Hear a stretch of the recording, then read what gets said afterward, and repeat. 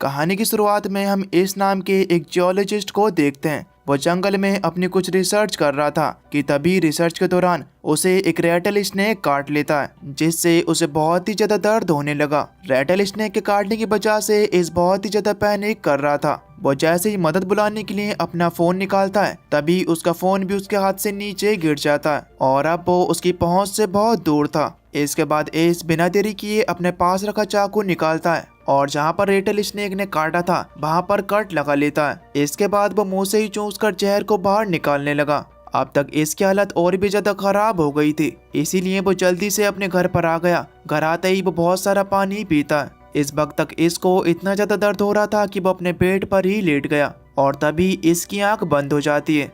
फिर जब इसकी आंख खुली तब वो देखता है कि रेटल स्नेक के काटने की वजह से उसका हाथ पूरी तरीके से सूज गया था। इतने में ही वो दोबारा से बेहोश हो गया। इसके बाद उसकी आंख सीधा रात को खुलती है। इस देखता है कि उसके घर के बाहर कुछ लोग हैं। जैसे ही वो इसकी हालत देखते हैं तो वो उसकी मदद किए बिना ही वहाँ से चले जाते हैं। ये बात इसको काफी ज्यादा अजीब लगती है। वो उठने की तो बहुत ज्यादा कोशिश करता है, लेकिन वो उठ नहीं पाता। उसने थोड़ा सा पानी पिया और वो एक बार फिर से बेहोश हो गया। इसके बाद सीधा कुछ दिनों बाद इसकी आंख खुलती है। वो अब काफी हद तक ठीक हो गया था, क्योंकि उसने पहले ही अपने हाथ पर कट लगाकर रेटल स्नेक के जहर को अपने हाथ से बाहर निकाल दिया था। इस जल्दी से वहां से निकलने के लिए तैयार हो जाता है। वो जब बाहर अपनी गाड़ी के पास पहुंचा तो गाड़ी के हालातों को देखकर ऐसा लगता है कि जैसे उसने कितने दिनों से अपनी गाड़ी ना चलाई हो। उस पर बुरी तरीके से धूल जमी हुई थी। खैर इस चीज को इग्नोर कर इस अपनी गाड़ी लेकर वहां से निकल जाता है। रास्ते में जाते वक्त इस एक स्टोर के पास रुकता है, जहाँ पर उसे कुछ डेड बॉडीज दिखाई देती हैं। तभी इसको वहाँ पर लगे एक डिजिटल बोर्ड से पता चलता है कि पूरे शहर में एक पैंडेमिक फैल गया है, जिसके चलते सभी लोग मारे गए। ये देखकर इसको अपनी आंखों पर बिल्कुल भी विश्वास नहीं हुआ। उसे समझ में नहीं आता कि आखिर यहाँ पर हुआ तो हुआ क्या। अब सबसे पहले उसे अपने मॉम डैड की टेंशन होने लगी, इसलिए वो जल्दी से उनके घर जाता है। इस जैसे ही अपने मॉम डैड के घर के अंदर गया तो वो देखता है कि उसके डैड की मौत हो गई है, जिनके ऊपर दुनिया भर के मक्खी मच्छर भिनभिना रहा है। फिर जैसे ही इस थोड़ा अंदर गया तो उसे वहाँ पर अपनी मॉम की डेड बॉडी भी मिल जाती है। अपने मॉम डैड को मरा हुआ देखकर इस अंदर से बहुत ही ज्यादा टूट जाता है, क्योंकि उनके अलावा इस दुनिया में उसका कोई भी नहीं था। इस बहुत ही ज्यादा रोता है। फिर इस घर के बाहर उनके लिए एक कब्र खोदता है और फिर उन दोनों को एक एक कर उस कब्र में दफना देता है। इसके बाद एस अपनी पुरानी यादें ताजा करने के लिए अपने बचपन वाले कमरे में जाकर सो गया। अगले दिन एस अपने घर के बाहर जाकर जब देखता है तो बाहर सिर्फ गाड़ियां ही गाड़ियां थी, लेकिन उनके अंदर कोई भी एक जिंदा इंसान नहीं था। खैर इसके बाद वो गॉड को याद करने के लिए पास ही के एक चर्च में जाता है, लेकिन वहाँ का नजारा तो और भी ज्यादा खौफनाक था। लोग जिस तरह ईसबर को याद कर रहे थे वो उसी तरह मारे गए। फिर एस अपनी गाड़ी लेकर वहाँ से निकल जाता है। रास्ते में जाकर वो देखता है कि सिटी में एक भी इंसान जिंदा नहीं है। फिर एस एक स्टोर में चला गया, जहाँ से वो अपनी सेफ्टी के लिए कुछ गन्स ले लेता है और जल्दी से वहाँ से जिंदा इंसानों को ढूंढने के लिए निकल जाता है। उसे उम्मीद थी कि इतने बड़े इलाके में अगर वो जिंदा है तो कोई और भी जिंदा जरूर होगा। इसके बाद एस जब एक ब्रिज से गुजर रहा था तो वो देखता है कि आगे का रास्ता भी बंद है। ये देखकर एस अपनी गाड़ी लेकर दोबारा से वहाँ से निकल जाता है। अब एस एक बड़े से मॉल में पहुंचा, लेकिन वहां पर भी उसे कोई भी नहीं मिलता। अब एस रिलैक्स होने के लिए गर्म पानी के पूल में नहाने के लिए चला जाता है। फिर इस वापस मॉल में आकर ड्रिंक करने लगा, पर तभी वहां पर एन और मिल्टन नाम के दो लोग आते हैं। एस उन्हें देखकर बहुत ही ज्यादा हैरान रह गया, क्योंकि वो बहुत ही वक्त से जिंदा इंसानों की खोज करने में लगा था और अब जाकर ये दोनों उसे मिल गए। एन और मिल्टन भी इसको देखकर बहुत ही ज्यादा खुश थे। वो दोनों इससे बातें करते हैं। एन इसको बताती है कि मैंने और मिल्टन दोनों ने इस पैंडेमिक के दौरान अपनी फैमिली को खो दिया। ये सुनकर इसको काफी बुरा लगा। तभी मिल्टन इसको पैंडेमिक की वीडियो दिखाता है कि कैसे सिर्फ एक दो हफ्ते में ही पूरी दुनिया के लोग एक वायरस के चलते मारे गए। इसे देखकर बहुत ही ज्यादा हैरान रह गया। वो एन और मिल्टन को बताता है कि मेरे मॉम डैड भी कॉल कर मुझे इस वायरस के बारे में बताने की कोशिश कर रहे थे, लेकिन मैंने उनकी बातों पर विश्वास नहीं किया, क्योंकि मुझे लगा था कि शायद ये कोई फेक न्यूज है जो कि लोग अक्सर फैलाते रहते हैं। इसके बाद इस सोने के लिए चला जाता है। वो देखता है कि लिफ्ट खराब है, इसलिए वो लिफ्ट के बाहर ही सो गया। अगले दिन जब इसकी आँख खुलती है तो वो पूरे मॉल में एन और मिल्टन को ढूंढने लगा। तभी उसे एन मिल जाती है, जो कि मॉल में मौजूद नए नए कपड़े ट्राई कर रही थी। एन इस पैंडेमिक से पूरी तरीके से टूट गई थी। वो इससे कहती कि मेरा सिर्फ दिल धड़क रहा है, लेकिन मैं अंदर से मर गई हूँ। एन की ऐसी बातें सुनकर एस को बहुत ही ज्यादा बुरा लगा। इसके बाद एन, मिल्टन और एस तीनों मिलकर एक साथ ब्रेकफास्ट करते हैं। ब्रेकफास्ट के वक्त मिल्टन एस को अपने साथ वहीं रुकने के लिए कहने लगा, लेकिन एस उनके साथ रुकना नहीं चाहता था, क्योंकि उसका मानना था कि यूएसए बहुत बड़ा है और अगर वो 3 लोग जिंदा हैं तो पूरे यूएसए में उसे और भी बहुत सारे लोग मिल सकते हैं। एन ये बातें सुनकर वहाँ से चली जाती है। उसके जाने के बाद मिल्टन इसको समझाने लगा। वो इससे कहता है कि एन को तुम्हारी जरूरत है, इसलिए तुम्हें यहाँ पर रहना चाहिए। साथ ही वो इसको अपने पास रखी एक गन को दिखाते हुए कहने लगा कि अब हमारा यहाँ पर जीने का कोई भी फायदा नहीं है, क्योंकि हम कब तक यहाँ पर जिंदा रह पाएंगे। इसीलिए अच्छा यही है कि हम लोग एक दूसरे को खत्म कर दें। मिल्टन की बातें सुनकर एस ये प्लान बनाता है कि वो एन को भी अपने साथ ले जाएगा, क्योंकि अगर वो मिल्टन के कहने पर चली तो मिल्टन उसे भी मरवा देगा। इसके बाद जब एस एन के पास जाकर उसको अपने साथ चलने के लिए कहता है तो एन उसके साथ जाने से साफ साफ इनकार कर देती है। तभी वो इसके क्लोज आने की कोशिश करने लगी, पर एस उसे अपने आप से दूर कर देता है। इसके बाद वो मॉल को छोड़कर वहाँ से निकल गया, लेकिन तभी 2 गन शॉट की आवाज आती है। इसका मतलब यह है कि उन दोनों ने अपने आप को खत्म कर लिया। ये देखकर इसको अपने आप पर बहुत ही ज्यादा गुस्सा आता है। वो गुस्से में बहुत ही तेज स्पीड में गाड़ी चलाने लगा, लेकिन तभी रास्ते में वो देखता है कि रोड पर एक डॉग खड़ा है। उस डॉग को देखकर इसने जल्दी से अपनी गाड़ी रोक ली और फिर वो अपनी गाड़ी से निकलकर उस डॉग के पास चला गया। इस उस डॉग का नाम लकी रखता है, क्योंकि इसको लग रहा था कि वो उसके लिए बहुत लकी है। लकी को देखकर इसको जीने की नई उम्मीद मिल गई थी, इसलिए वो लकी को अपने साथ गाड़ी में बैठा लेता है और वो वहाँ से सीधा एक लाइब्रेरी में आ गया। इस वहाँ से अपने लिए कुछ सर्वाइवल्स की बुक ले लेता है, जो कि उसकी जीने में मदद करेंगी। इसके बाद वो लकी को लेकर वापस से अपने घर आ गया। इस लकी के साथ ही अपनी जिंदगी जीना शुरू कर देता है। ऐसे ही करते करते इसको लकी के साथ रहते रहते अब पूरा 1 साल बीत गया। ये सब अपने आप को बहुत ही ज्यादा अकेला महसूस कर रहा था और उसे अब अपने लिए एक दूसरे इंसान की जरूरत थी। एक दिन जब इस अपने घर आया तब वो देखता है कि लकी किसी को देख कर भौंक रहा है। जैसे ही वो उस तरफ देखता है तो कहीं दूर एक घर से धुआं निकल रहा था। ये देखकर इसके अंदर दोबारा से किसी जिंदा इंसान से मिलने की नई उम्मीद जाग गई थी। इसके बाद इस लकी को लेकर जल्दी से उस घर के पास पहुंचता है, जिसकी चिमनी से उन्हें धुआं निकलता हुआ दिखाई दे रहा था। वहाँ पर एमा नाम की एक लेडी इसको देखकर उसके ऊपर गन पॉइंट कर लेती है। इस एमा को समझाता है कि मैं सिर्फ तुम्हारे घर से थोड़ी दूर रहता हूँ। जब मुझे तुम्हारे घर से धुआं निकलता हुआ दिखाई दिया तब मैं जिंदा इंसान की खोज में तुम्हारे घर तक आ गया। एमा को भी इसकी बातों पर विश्वास हो जाता है, क्योंकि उसने भी काफी वक्त से किसी जिंदा इंसान को नहीं देखा था। फिर एमा इसको अपने घर के अंदर लेकर आती है। वो इसको एक कॉफी बनाकर पिलाती है। इस एमा से उसके बारे में पूछता है, जिस पर एमा इसको बताती है कि मेरे डैड एक आर्मी ऑफिसर थे और मेरी मॉम एक नर्स थी, इसीलिए मुझे सर्वाइवल की सारी स्किल्स आती हैं। एमा की ये बातें सुनकर इस उससे थोड़ा इम्प्रेस हो गया। तभी एमा इसको उसी के घर पर रुकने के लिए कहती है। तभी इस भी एमा के कहने पर उसके घर पर रुक गया। रात में इस एमा को बताता है कि मेरा घर बहुत ज्यादा बड़ा है, जहाँ पर हम दोनों बहुत ही आसानी के साथ रह सकते हैं। इसीलिए एमा अगले दिन ही उसके घर पर रहने के लिए चली जाती है।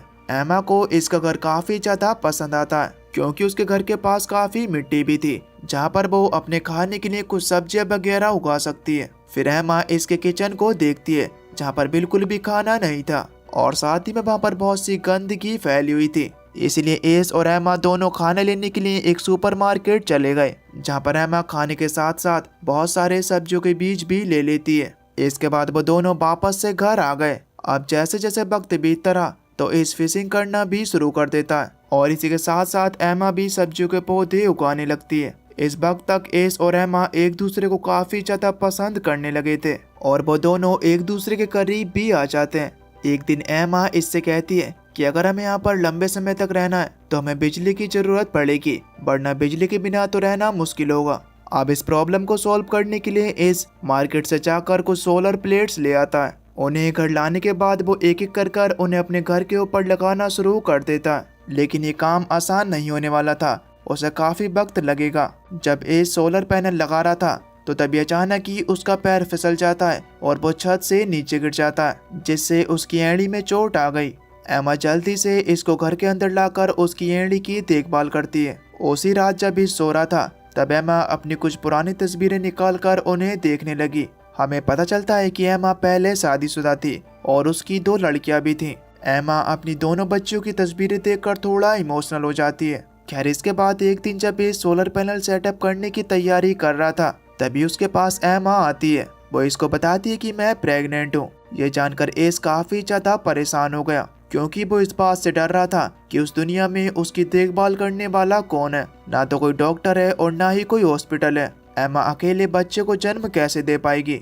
इसकी बातें सुनकर एमा उसे बताती है कि मैंने पहले भी बिना डॉक्टर की मदद से अपनी बेटियों को जन्म दिया था और इस बार भी मुझे किसी डॉक्टर की जरूरत नहीं है। इसे जानकर थोड़ा रिलैक्स हो गया। इसके बाद वो जल्दी से लाइब्रेरी जाकर प्रेगनेंसी की कुछ किताबें घर ले आता है। अगले दिन ब्रेकफास्ट के वक्त एमा इससे कहती है कि मुझे प्रोटीन चाहिए, जो सिर्फ मुझे मीट से मिलेगा। एमा की ये बातें सुनकर एस अपनी गन लेकर शिकार के लिए निकल जाता है। दूर शहर में जाकर उसे कुछ जानवर दिखाई देते हैं। एस उनमें से एक को शूट करने की कोशिश करने लगा, लेकिन एस उसे मार नहीं पा रहा था, क्योंकि उसके अंदर इतनी हिम्मत तो नहीं है कि वो किसी को मार सके, चाहे तो फिर वो जानवर ही क्यों ना हो। लेकिन फिर भी एस किसी तरीके से अपनी हिम्मत बांधता है और उसे मार देता है। इसके बाद वो उसका मीट लेकर वापस से घर आ गया। एमा मीट को देखकर काफी ज्यादा खुश थी, क्योंकि आज इसने पहली बार शिकार किया था। फिर कुछ दिन की मेहनत के बाद ये सोलर पैनल को भी सेटअप कर देता है, जिससे उसके पूरे घर में लाइट आ गई।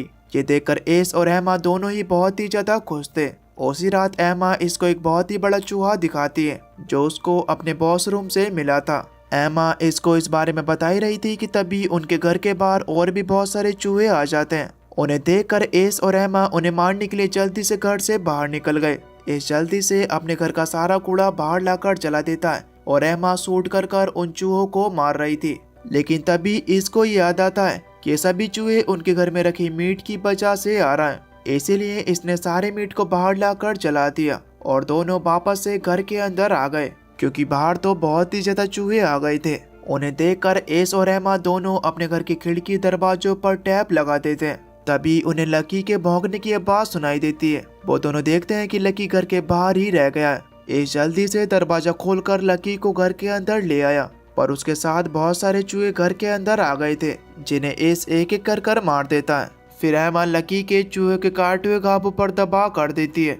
इसके बाद वो दोनों कुछ दिनों तक चूहे से बचने के लिए अपने घर में ही रहने लगते हैं। पर चूहे ज्यादा दिनों तक अपना आतंक नहीं मचा पाते, क्योंकि सड़कों पर अब बिल्लियां आ गई थी। वो सभी चूहों को एक एक कर मार देती हैं।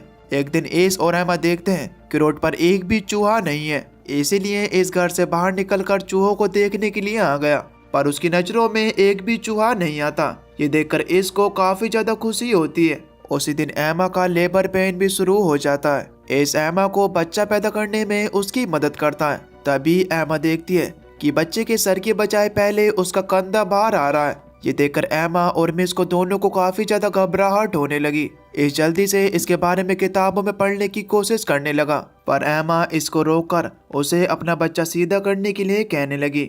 इस भी ठीक वैसा ही कर रहा था जैसे उसे एमा बोल रही थी, और कुछ ही वक्त में एमा एक छोटी सी बच्ची को जन्म देती है। एस और एमा अपनी बेटी के होने से काफी ज्यादा खुश थे और ये दोनों अपनी इस बेटी का नाम हैदर रखते हैं। खैर, इसके बाद कुछ दिन बीत गए और एमा शहर की अलग अलग जगह पर स्प्रे से अपना पता लिख देती है, ताकि अगर कोई भी सर्वाइवर जिंदा हो तो वो उसे देखकर वहां पर आ जाए। इसके बाद हमें 6 साल आगे का सीन दिखाया जाता है। आज जब एस अपनी गाड़ी से जंगल से गुजर रहा था, तभी रास्ते में उसकी गाड़ी से एक जानवर टकरा जाता है। एस जल्दी से अपनी गाड़ी रोककर उस जानवर को देखने के लिए गया। उसने देखा कि उसकी गाड़ी के साथ एक शेर टकराया था, जो कि टक्कर लगने की वजह से तड़प रहा है। इसलिए एस उसे अपनी गन से शूट करने वाला था कि तभी उसी वक्त उसने देखा कि एक लड़की उसे चुपके से देख रही है। जैसे ही वो उस लड़की को देखता है तो वो लड़की वहां से भागना शुरू कर देती है। एस भी उसे पकड़ने के लिए उसके पीछे पीछे भागने लगा और कुछ दूर तक लगातार भागने के बाद आखिरकार उसने उस लड़की को पकड़ ही लिया। लेकिन वो लड़की इसको देखकर काफी ज्यादा डर रही थी। तभी उसे किसी तरीके से समझाता है कि मैं तुम्हें कुछ भी नुकसान नहीं पहुंचाने वाला, इसलिए तुम मेरे साथ चल सकती हो। लेकिन वो लड़की दोबारा से वहां से भाग जाती है।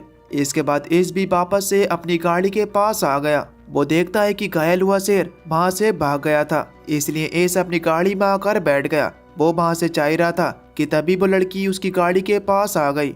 एस उसे खाने के लिए एक सेब देता है, जिसे वो लड़की ले लेती है। इसके बाद वो गाड़ी की पीछे वाली सीट पर जाकर बैठ गई। फिर एस भी उस लड़की को अपने घर ले आता है। घर में आने के बाद एस और एमा उस लड़की को अपने घर ले जाने की कोशिश करने लगे, लेकिन वो लड़की इतना ज्यादा घबराई हुई थी कि वो नीचे आने तक का नाम नहीं ले रही थी। इस वक्त तक हमें पता चलता है कि हैदर के बाद एमा का एक और बच्चा हो गया है, जो कि एक लड़का है जिसका नाम एलेक्स है, और अभी तो एमा का एक और बच्चा होने वाला है। फिर एस और एमा दोनों घर के अंदर आ गए, जहाँ पर हम दो और सर्वाइवर को देखते हैं जिनका नाम जॉर्ज और मुरीन है। ये दोनों काफी वक्त से एस और एमा के साथ रह रहे थे।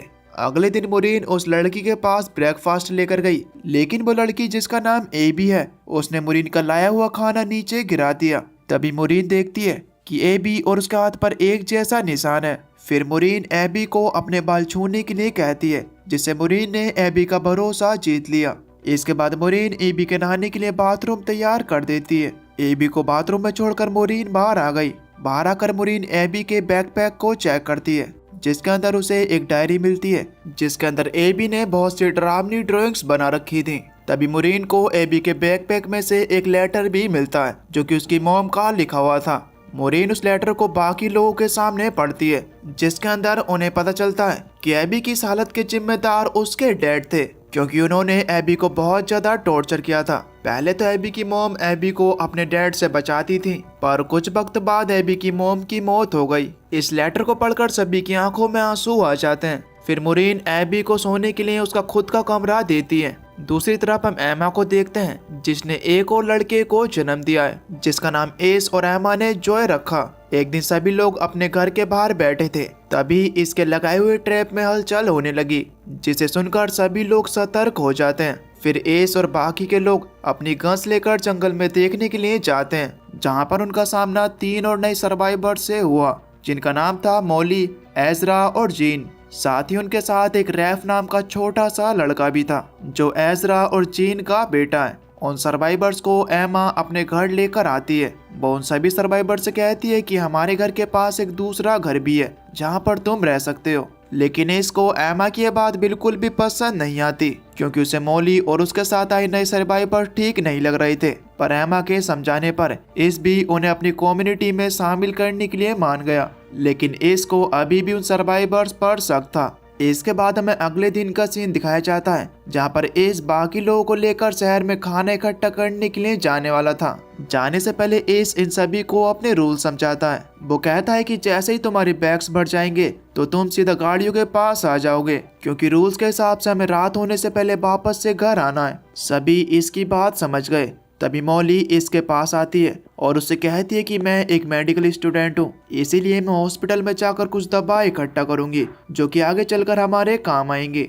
लेकिन इसने मॉली के हॉस्पिटल जाने से साफ मना कर दिया, क्योंकि उसका ऐसा मानना था कि वहाँ पर बहुत सारे जंगली जानवर हैं जो कि मॉली को नुकसान पहुँचा सकते हैं। खैर, इसके बाद ही सभी लोग खाना इकट्ठा करने के लिए सिटी में पहुंच गए। एस और एजरा एक स्टोर में जाकर खाना इकट्ठा करना शुरू कर देते हैं। दूसरी तरफ जीन एक शॉप में जाकर शराब की बोतल ढूंढ रही थी, और कुछ ही वक्त में उसे वो बोतल मिल भी जाती है। उधर मॉली इसके मना करने के बावजूद भी हॉस्पिटल में चली गई थी, जहाँ पर उसका सामना एक जंगली कुत्ते से हो जाता है। मॉली जल्दी से वहाँ पर मौजूद एक फायर एक्सटिंग्विशर उठाकर उस कुत्ते के ऊपर स्प्रे कर देती है, जिससे डरकर वो कुत्ता वहाँ से भाग गया। इसके बाद मॉली जल्दी से वहाँ पर मेडिसिन वाला रूम ढूंढना शुरू कर देती है, जहाँ पर उसे बहुत सी मेडिसिन मिल गई थी। उन्हें लेकर मॉली वापस से एस और बाकी लोगों के पास आ जाती है। यहाँ ये लोग भी जल्दी वापस घर आ गए थे। अब तक एस को ये विश्वास हो गया था कि मॉली और उसके साथ के लोग बुरे नहीं हैं, बल्कि वो भी उनके साथ मिलकर एक अच्छी सी जिंदगी जीना चाहते हैं। खैर, एक रात सभी लोग बोनफायर के पास बैठकर मजे कर रहे थे। तभी जेन उन सभी को गाना सुनाती है, जो उन सभी को काफी ज्यादा पसंद आता है। इसके बाद वो सभी लोग अपने अपने रूम में जाकर सो जाते हैं, क्योंकि रात काफी ज्यादा हो गई थी। अगले दिन सुबह मॉली ने देखा कि जेन की हालत बहुत ही ज्यादा खराब है, क्योंकि कल रात उसने सभी के सोने के बाद बहुत ज्यादा शराब पी ली थी। तभी जेन मॉली को बताती है कि मैं दोबारा से प्रेग्नेंट हो गई हूँ और मैं नहीं चाहती कि ये बच्चा पैदा हो। जेन की बातें सुनकर किसी तरीके से मॉली उसे शांत कराती है और समझाती है कि तुम्हें इस बच्चे को जन्म देना ही होगा, क्योंकि हमें पॉपुलेशन बढ़ानी है। ये बच्चा हमारे लिए बहुत ही ज्यादा जरूरी है। खैर, अब इसी तरीके से वक्त बीतना शुरू हो गया और कुछ ही महीनों बाद जेन एक बच्चे को जन्म देती है, उस वक्त जॉर्ज और मोरिन को भी एक बच्चा होता है जिसका नाम वो क्रिस्टीन रखते हैं। खैर इसके बाद कहानी में आगे 14 साल का सीन दिखाया जाता है जहां पर आज कम्युनिटी के सभी लोग हैदर का 14th बर्थडे मना रहे थे। अब जोई भी काफी बड़ा हो गया था जिसे अपने डैड की तरह किताबें बहुत पसंद थी, इसलिए एस अक्सर जोई को लाइब्रेरी में लेकर जाता रहता था। एक दिन बाहर बहुत ही तेज तूफान आता है, इसलिए एस जोई को जल्दी से घर ले आता है। तभी वो देखता है कि लकी घर पर नहीं है, इसीलिए जब एस लकी को देखने के लिए तूफान में घर से बाहर गया तभी वो देखता है कि एक पेड़ का तना लकी के ऊपर गिरा हुआ है और उसकी वहीं पर मौत हो चुकी थी। ये देखकर एस अंदर से बहुत ही ज्यादा टूट गया था क्योंकि लकी ही इस दुनिया में उसका सबसे पहला दोस्त था। उसके साथ ही रहकर उसने अपने आप को सरवाइव करना सिखाया। लकी उसके लिए वाकई में ही लकी था। जिस वक्त उसे कोई भी समझने वाला नहीं था तब लकी ने उसे जीने की उम्मीद दी थी। इसके बाद एस और बाकी के लोग लकी को अपने घर के पास दफना देते हैं। खैर एक दिन एस बाकी के बच्चों को देखने के लिए जाता है। वो देखता है कि एबी और जॉय दोनों ही अपने घर के बाहर खेल रहे हैं। तभी उसी वक्त वहाँ पर उसकी नजर एक शेर पर जाती है जो जॉय पर हमला करने ही वाला था। उसी वक्त एस जॉय को बचाने के लिए जल्दी से शेर के सामने आ गया, पर शेर इस पर भारी पड़ रहा था। वो इसको अपने पंजों पर घायल करना शुरू कर देता है। उस वक्त वहाँ पर एबी भी थी और आज वो पहली बार इसको बचाने के लिए चिल्लाना शुरू कर देती है। एबी के चिल्लाने की वजह से सभी लोग इसको बचाने के लिए वहाँ पर आ जाते हैं। वो मिलकर इसको अपने बनाए हुए हॉस्पिटल में ले जाते हैं। अब क्योंकि मॉली एक मेडिकल स्टूडेंट थी इसलिए वो जल्दी से इसका इलाज करना शुरू कर देती है। वो इसके सभी घावों को साफ करके उन पर टाँके लगा देती है ताकि इसका खून अब और ज्यादा ना बहे। कम्युनिटी के बाकी लोग भी इसके लिए काफी ज्यादा परेशान थे। अगले दिन जब मॉली इसके पास बैठी थी तब वो इसको अपना एक सच बताती है। मॉली इसको बताती है कि मैं मेरी मेडिकल स्टूडेंट की पढ़ाई के पहले साल में ही फेल हो गई थी, इसीलिए मैंने मेडिकल की पढ़ाई बीच में ही छोड़ दी थी। लेकिन इसको मॉली की बातों का बिल्कुल भी बुरा नहीं लगा क्योंकि मॉली ने फिर भी उसका काफी अच्छी तरीके से ट्रीटमेंट किया था जिससे इस धीरे धीरे ठीक हो रहा था। इधर दूसरी तरफ हम एमा को देखते हैं। एमा अपने हाथों में गन लेकर जंगल में चली गई क्योंकि वो शेर को मारना चाहती थी जिसने इस पर जानलेवा हमला किया था। कुछ ही देर की खोज के बाद एमा को वो शेर मिल गया। उसे देखते ही एमा उस पर एक के बाद एक शूट करके उसे वहीं पर मार देती है और इस तरह इसको घायल करने का बदला पूरा हुआ। अब इसके कुछ दिनों बाद इस दोबारा से कम्युनिटी में आ जाता है क्योंकि अब उसकी हालत पहले से काफी ज्यादा बेहतर हो गई थी और इसको देखकर सभी लोग बहुत ही ज्यादा खुश थे। खैर इसके बाद कहानी पूरे 17 साल आगे जाती है जहां कम्युनिटी के सभी बच्चे बड़े हो गए थे, पर इस वक्त तक इसका बड़ा भाई एलेक्स अपने छोटे भाई जॉय से काफी ज्यादा चलता था क्योंकि उसे लगता था कि उसके डैड एस सबसे ज्यादा प्यार जॉय से करते हैं। दूसरी तरफ हैदर और रैफ दोनों एक दूसरे के साथ रिलेशनशिप में आ गए थे और वो दोनों अपना ज्यादातर समय एक दूसरे के साथ ही बिता रहे थे। उसी रात एमा इसको बताती है कि हैदर रैफ के साथ बाहर की दुनिया को एक्सप्लोर करना चाहती है, लेकिन एस हैदर को अकेले अपनी कम्युनिटी से बाहर जाने की परमिशन नहीं देता क्योंकि उसे लग रहा था कि हैदर और रैफ दोनों अभी छोटे हैं, इसलिए वो दोनों अकेले खुद को बाहर नहीं संभाल पाएंगे। पर एमा की सोच इससे बिल्कुल अलग थी। वो इससे कहती है कि जब मैं तुमसे पहली बार मिली थी तब मैंने भी बिना कुछ सोचे समझे तुम्हारे साथ रहने का फैसला किया था, इसीलिए अब तुम्हें भी हैदर को उसकी जिंदगी को उसके तरीके से जीने की परमिशन दे देनी चाहिए। इसको भी एना की बात कहीं ना कहीं सही लगती है। अगले दिन हैदर और रैफ दोनों यहाँ से जाने के लिए अपना सारा जरूरी सामान गाड़ी में पैक कर लेते हैं। वो दोनों वहाँ से जाने से पहले सभी को विश्वास दिलाते हैं कि हम लोग अगली सर्दियों में वापस आ जाएंगे। और इतना कहने के बाद हैदर और रैफ गाड़ी लेकर दुनिया को अकेले ही एक्सप्लोर करने के लिए निकल गए। दूसरी तरफ अंदर एबी सभी के लिए खाना बना रही थी। तभी वो देखती है कि सारा पानी खत्म हो गया है। ये देखकर एबी काफी ज्यादा पैनिक करने लगी। फिर एस, जॉर्ज और जॉय तीनों पानी के डैम के पास जाते हैं। वो देखते हैं कि नदियों के पास वाला पानी पूरी तरीके से सूख गया है और जिस पाइप से उन तक पानी आता था वो भी जंग लगने की वजह से लीक हो गया है। अब तभी उन तीनों की नजर कुछ सर्वाइवर्स की गाड़ियों पर पड़ी, जो सर्वाइवर्स भी उन तीनों को देख लेते हैं। इसको लग रहा था कि ये सर्वाइवर्स उनकी कम्युनिटी के लिए खतरा भी हो सकते हैं, इसलिए वो जॉय और जॉर्ज को लेकर जल्दी से वापस से अपने घर आ गया। वो यहाँ पर जल्दी से सभी को उन सर्वाइवर्स के बारे में बता देता है। अब इससे पहले कि एस और बाकी के लोग कुछ समझ पाते, इतने में ही वो सर्वाइवर्स उन्हें ढूंढते हुए उनकी कम्युनिटी तक पहुँच जाते हैं। इस जल्दी से उन सभी सर्वाइवर्स को गन पॉइंट पर ले लेता है क्योंकि वो किसी भी प्रकार की मुसीबत मोल लेना नहीं चाहता था। तभी उन सर्वाइवर का लीडर चार्ली एस को एक पानी की बोतल देता है और उसे कहता है कि मुझे पता है कि तुम्हारे पास अब पानी नहीं है, लेकिन हमारे पास काफी सारा पानी है और साथ ही में हमारे पास कुआं खोदने की मशीन भी है जिससे तुम्हारी पानी की सारी दिक्कतें दूर हो जाएंगी। अब यहाँ पर एमा और इसको भी कहीं न कहीं ये लग रहा था कि उन्हें चार्ली और उनके लोगों को अपनी कम्युनिटी में रख लेना चाहिए क्योंकि चार्ली और उसके लोग कुआं खोदने में उनकी मदद कर सकते हैं। इसीलिए इस चार्ली और उसके लोगों को अपनी कम्युनिटी में ले आया। चार्ली और उसके लोगों को अपनी कम्युनिटी में शामिल करने के बाद एस चार्ली से पूछने लगा कि आखिर तुम अपनी मशीन से कुआं कितने वक्त में खोद सकते हो, जिस पर चार्ली उन्हें बताता है कि हमें इसमें 72 घंटे का वक्त लगने वाला है। ये सुनकर एस और एमा काफी ज्यादा खुश हो गए। खैर इसके बाद अगले दिन से ही चार्ली कुएं खोदने का काम शुरू कर देता है। इसके बाद रात के खाने के लिए चार्ली और इस दोनों जंगल में शिकार के लिए चले गए। तभी इसकी नजर एक हिरन पर जाती है। वो हिरन को शूट करने वाला था कि तभी इसके पीछे मौजूद चार्ली हिरन को शूट करके उसे वहीं पर मार देता है, जिससे एक वक्त के लिए तो इस थोड़ा घबरा गया था।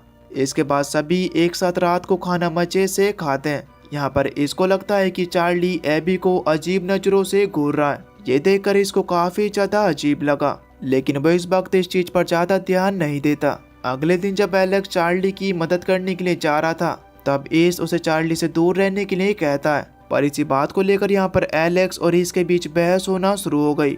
आज एलेक्स ने इस पर अपना गुस्सा निकाल ही दिया। वो इससे कहता है कि आप तो मुझसे ज्यादा जोई को प्यार करते हो। इतना कहने के बाद एलेक्स चार्ली के साथ काम करने के लिए चला गया।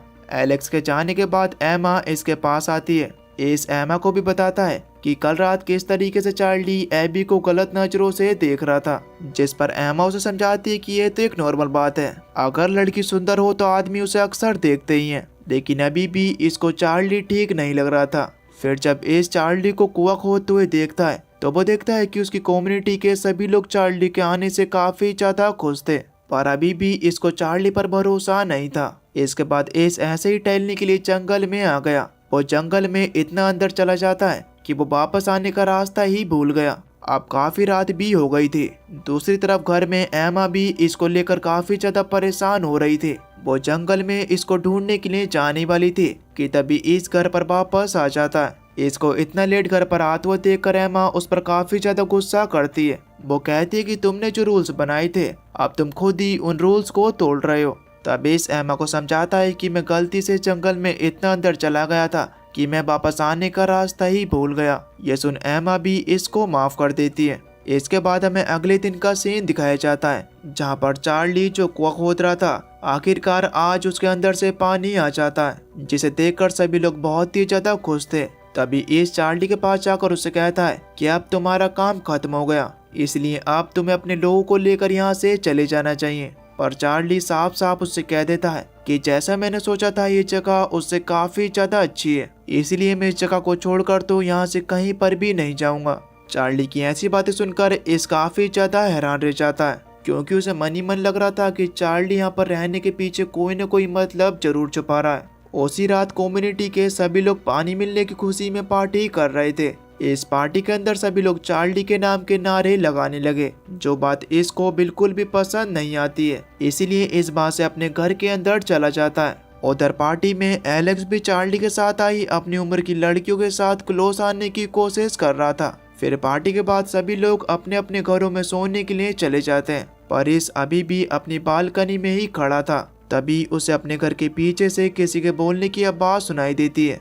जब इस देखने के लिए गया तो उसने देखा कि चार्ली का एक आदमी साइलेस एबी के घर के बाहर पहरा दे रहा था। उसी वक्त चार्ली भी एबी के घर से बाहर आता है। ये देखकर ही समझ गया कि जरूर चार्ली ने एबी के साथ कुछ न कुछ गलत तो किया है। इस जल्दी से एबी के घर के पास जाकर देखता है और उसका शक बिल्कुल सही निकला। इसके बाद मोली भी एबी का चेकअप करती है, जिससे साफ हो गया था कि चार्ली ने जबरदस्ती एबी के साथ गलत काम किया है। अब इस बात से एस, एमा और बाकी के सभी लोग बहुत ही ज्यादा गुस्से में थे। अब तक एमा भी समझ गई थी कि एस चार्ली के बारे में बिल्कुल सही था। तभी एमा सभी से कहती है कि चार्ली हमारी कम्युनिटी के लिए एक वायरस है, इसीलिए अगर हमने चार्ली को अपनी कम्युनिटी से कितना भी दूर भगा दिया तो वो वापस से दोबारा से लौट कर जरूर आएगा। इसीलिए अब हमारे पास लास्ट ऑप्शन यही बचता है कि हमें चार्ली को मारना ही होगा। अब अगर हमने ही ऐसा नहीं किया तो चार्ली हमारी सारी कम्युनिटी को खराब कर देगा। अब यहाँ पर एस, मोली, एजरा, जेन, जॉर्ज और मोरिन सभी एमा की बात से सहमत हो जाते हैं। इसके बाद एस चार्ली की बहन के पास जाकर उसे अपनी बहन से बाहर निकलने के लिए कहता है। जैसे ही चार्ली अपनी बहन से बाहर आया उसी वक्त वहाँ पर इसके बाकी लोग अपनी गन लेकर आ गए। चार्ली उन्हें देखकर हंसना शुरू कर देता है और उसी वक्त इसने भी चार्ली के मुंह पर खींचकर एक जोर से हथौड़ा मारा, जिससे चार्ली के चेहरे से खून आने लगा। और इस लगातार चार्ली के चेहरे पर तब तक मारता रहा जब तक चार्ली की मौत ना हो गई। चार्ली को मारते वक्त एस अपना पूरी तरीके से आपा खो बैठा था। इसके बाद जब एस अपने कपड़ों पर लगा खून साफ कर रहा था उस वक्त उसे अपने आप पर ही बहुत ही ज्यादा गुस्सा आता है। उसे चार्ली को मारकर बहुत ही ज्यादा गिल्टी फील हो रही थी, पर तभी एमा उसके पास आकर उसे बताती है कि तुमने जो भी किया बिल्कुल सही किया। खैर इसके बाद कम्युनिटी के लोग चार्ली की बॉडी को समुद्र में फेंक देते हैं। अगली सुबह जीन चार्ली की वाइफ को बताती है कि चार्ली कम्युनिटी को छोड़कर चला गया है और वो ऐसी जगह पर गया है कि वो अब तुम्हें नहीं मिलने वाला। उसकी बातों से चार्ली की वाइफ भी समझ गई थी कि उन्होंने चार्ली को मार दिया है, लेकिन चार्ली की मौत से उसे बिल्कुल भी दुख नहीं होता क्योंकि वो खुद चार्ली से अपना पीछा छुड़ाना चाहती थी। इसके बाद एस, एमा और बाकी के सभी लोग चार्ली के खास आदमी साइलेस को अपनी कम्युनिटी से जाने के लिए कहते हैं, क्योंकि उस दिन वो चार्ली के कहने पर एबी के घर के बाहर पहरा दे रहा था। ये लोग सिर्फ उसे ही जाने को कह रहे थे। बाकी के चार्ली के साथ के जितने भी लोग थे वो उन्हें वहीं पर रखने वाले थे, क्योंकि वो लोग चार्ली से काफी ज्यादा तंग आ गए थे। चार्ली का खास आदमी साइलेस बाकी के सभी लोगों को भी अपने साथ चलने के लिए कहता है, लेकिन कोई भी एस और एमा की कम्युनिटी को छोड़कर जाना नहीं चाहता, इसीलिए उसे अकेले ही वहां से जाना पड़ा। खैर अब तभी इसके पास एलेक्स आकर उससे चार्ली के बारे में पूछने लगा, जिस पर एस एलेक्स को बताता है कि चार्ली हमारी कम्युनिटी से बहुत दूर जा चुका है, अब वो कभी भी हमारे पास नहीं आने वाला। ये चीज एलेक्स को बहुत ही ज्यादा अजीब लगती है। खैर अब इसी तरीके से उस पैंडेमिक को पूरे 20 साल गुजर जाते हैं और इस वक्त जॉय ने एक उड़ने वाली साइकिल की इन्वेंशन की थी, जिसकी खुशी में आज सभी लोग पार्टी कर रहे थे। लेकिन इस चीज से एलेक्स बिल्कुल भी खुश नहीं था, क्योंकि इस कम्युनिटी के जितने भी लोग थे वो ज्यादातर जॉय की ही तारीफ करते थे और उसे कोई भी पूछता तक नहीं था। उसी रात जब एस जॉय को बुक पढ़ना सिखा रहा था तभी वो देखता है कि जॉय को बुखार आ रहा है, लेकिन यहाँ सिर्फ जॉय को ही बुखार नहीं था बल्कि कम्युनिटी के और भी बहुत सारे लोग बीमार हो रहे थे। ये कोई नॉर्मल बीमारी नहीं थी बल्कि ये एक वायरस था। इससे इन्फेक्टेड होने वाले व्यक्ति को बहुत ही तेजी के साथ बुखार हो रहा था। अब ऐसे हालात देखकर मोली ही उन सभी का ट्रीटमेंट कर रही थी। तभी यहाँ इस भी मोली के पास आकर बाकी के बीमार हुए लोगों को देखने के लिए आता है। यहाँ पर मोली इसको बताती है कि ये वायरस ठीक 20 साल पहले पुराने पैंडेमिक की तरह है। ये सुनकर इस बहुत ही ज्यादा घबरा गया क्योंकि जॉय भी बीमार था। अगले दिन एस और एमा जॉय के कमरे में थे कि तभी हैदर भी वापस आ जाती है, लेकिन जॉय की हालत अभी भी वैसी ही थी। हैदर अपने डैड को गले लगाकर बहुत ही ज्यादा रोती है क्योंकि सफर के दौरान उसने रैफ को खो दिया था। इसके बाद हैदर जॉय के साथ जाकर सो जाती है क्योंकि वो जॉय से बहुत ही वक्त बाद मिली थी। इसके बाद एस अपने शहर से दूसरे शहर जाने का प्लान बना लेता है क्योंकि उनके पास इस वायरस की कोई भी अच्छी सी दवा नहीं थी। इसी वजह से एस अपनी गाड़ी लेकर ब्रिज के पास पहुंच गया जो कि आगे से बंद था, लेकिन एस किसी तरह बीच में से एक रास्ता निकालकर अपनी साइकिल से दूसरे शहर में चला जाता है। इस जल्दी से मेडिकल रूम को ढूंढकर वहां से जरूरत की सारी दवाइयां उठा लेता है और इसके बाद वापस से अपने घर आ जाता है। दूसरी तरफ हम हैदर को देखते हैं जो कि रैफ की मॉम जीन और रैफ के डैड एजरा के साथ बैठी हुई थी। हैदर उन दोनों को रैफ के साथ क्या हुआ इसके बारे में बताने लगी। वो कहती है कि पहले हमने ये प्लान बनाया था कि हम सिर्फ नॉर्थ की तरफ जाकर दुनिया को एक्सप्लोर करेंगे, लेकिन तभी मैंने और रैफ ने इंसानों को ढूंढने का प्लान बनाया, इसीलिए हम सर्दियों तक घर वापस नहीं आ पाए। लेकिन बहुत ढूंढने के बाद भी हमें कोई भी इंसान नहीं मिला, इसीलिए हम दोनों एक जगह पर कुछ दिनों के लिए कैंप लगाकर वहां पर रुक गए और इस वक्त तक हमने वापस आने का प्लान भी बना लिया था। पर एक दिन हमारे कैंप के पास एक अनजान आदमी आ गया जो हमसे खाना मांग रहा था। दरअसल ये भाई साइलेस था जिसे इसने अपनी कम्युनिटी से बाहर निकाल दिया था, लेकिन इस चीज के बारे में हैदर और रैफ को उस वक्त पता नहीं था। साइलेस यहाँ पर बिना बात के ही रैफ पर हमला कर देता है। तब रैफ किसी तरीके से उससे अपने आप को छुड़ाने लगा। इनकी इस लड़ाई के बीच साइलेस रैफ को चाकू मार देता है। ये देखकर हैदर को बहुत ही ज्यादा गुस्सा आ गया और वो साइलेस को एक कुल्हाड़ी से मार देती है। पर अब तभी थोड़ी देर में रैफ ने भी अपना दम तोड़ दिया था। ये देखकर हैदर बहुत ही ज्यादा रोने लगी, लेकिन अब वो कर भी क्या सकती थी। इसके बाद हैदर ने रैफ की वहीं पर ग्रेव बना दी और इसके बाद वो खुद वापस से कम्युनिटी में आ गई। हैदर की ये बातें सुनकर जीन और एजरा दोनों ही अपने बेटे की मौत से बहुत ही ज्यादा दुखी थे। दूसरी तरफ हम जोई को देखते हैं, जिसकी हालत अब और ज्यादा नाजुक थी। तभी इस बीच सिटी से दवा लेकर जोई के पास आ जाता है। वो जोई को अपनी इम्यूनिटी देने की कोशिश करता है, पर हैदर ने ऐसा करने से साफ साफ मना कर दिया, क्योंकि इससे हैदर की जान को भी खतरा था।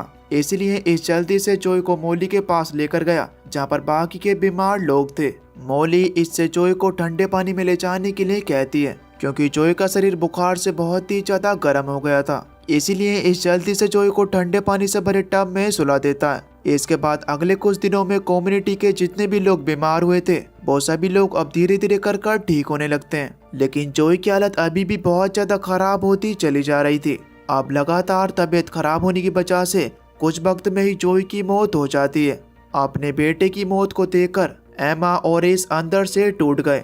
उन दोनों से अपनी सिचुएशन बिल्कुल भी हैंडल नहीं हो रही। उन्होंने कभी सोचा भी नहीं था कि जोई के साथ ऐसा हो जाएगा। उन्हें जोई से बहुत ही ज्यादा उम्मीदें थी, क्योंकि जोई हर काम में बहुत ही ज्यादा परफेक्ट था। एक दिन एस लाइब्रेरी में जाकर वहाँ की सारी किताबें चलाने वाला था, पर तभी वहाँ पर एमा भी आ गई। वो इसको समझाती है कि सिर्फ जोई की मौत हुई है, उसके अलावा भी कम्युनिटी में बहुत से अच्छे लोग हैं, इसीलिए तुम्हें उनके बारे में भी सोचना चाहिए। एमा की बातें सुनकर एस भी रुक गया। इसके बाद काफी वक्त बीत जाता है और अब एस भी काफी हद तक संभल गया था। वो कम्युनिटी के छोटे बच्चों को पढ़ाना शुरू कर देता है। खैर एक दिन जब एस जोई के कमरे में उसकी बनाई हुई डायरी देख रहा था, तभी इसको उस डायरी के अंदर जोई का बनाया हुआ एक एंटीना और रेडियो का प्रोजेक्ट दिखाई देता है, जिसे जोई कुछ ही वक्त में शुरू करने वाला था।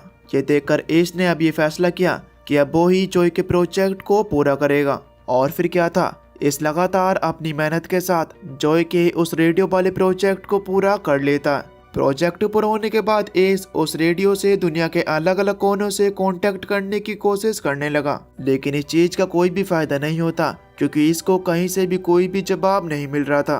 खैर इसके बाद जब एक दिन कम्युनिटी के सभी लोग एक साथ बेसबॉल खेल रहे थे, उसी वक्त हैदर को याद आता है कि जब वो और रैफ दोनों बाहर की दुनिया को एक्सप्लोर करने के लिए निकले थे, तब उन्हें हर जगह पर 127225 नंबर लिखा हुआ दिखाई दे रहा था। इसको वो नंबर सुनकर एक आइडिया आता है। वो जल्दी से अपने रेडियो में इस नंबर को डालकर कांटेक्ट करने की कोशिश करने लगा, लेकिन बहुत देर तक आगे से कोई भी जवाब नहीं आता। पर इनकी ये मेहनत खराब नहीं जाती, क्योंकि कुछ देर बाद एक लड़की सामने से बोल रही थी, जिसे सुनकर इसके साथ साथ बाकी सभी लोग भी बहुत ही ज्यादा खुश हो गए।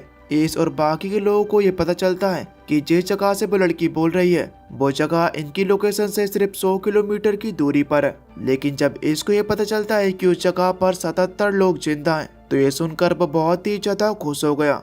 दूसरी तरफ की बातों से इसको ये पता चल रहा था कि जो लोग भी उनसे बात कर रहे हैं वो अच्छे लोग हैं। खैर इसके बाद उस पैंडेमिक को पूरे 50 साल बीत जाते हैं, जहाँ पर एस अब काफी ज्यादा बूढ़ा हो गया था। तभी हम इसके साथ एक लड़के को देखते हैं, जिसका नाम जैक है, जो कि और कोई नहीं बल्कि हैदर का बड़ा बेटा है। साथ ही में हमें एक बहुत ही बड़ी कम्युनिटी को दिखाया जाता है, जहाँ पर अब काफी सारे लोग रहते हैं और आगे के कुछ सालों में यही लोग अपनी इस पॉपुलेशन को बढ़ाने वाले हैं। इस तरह दुनिया वापस से उजागर हो जाएगी। और बस दोस्तों, इसी सीन के साथ ये सीरीज यहीं पर खत्म हो जाती है। तो आपको ये सीरीज कैसी लगी हमें नीचे कमेंट्स में जरूर बताना। तो चलिए मैं मिलता हूँ आपको एक न्यू इंटरेस्टिंग वीडियो में। तब तक के लिए खुश रहिए और अपना ख्याल रखिए।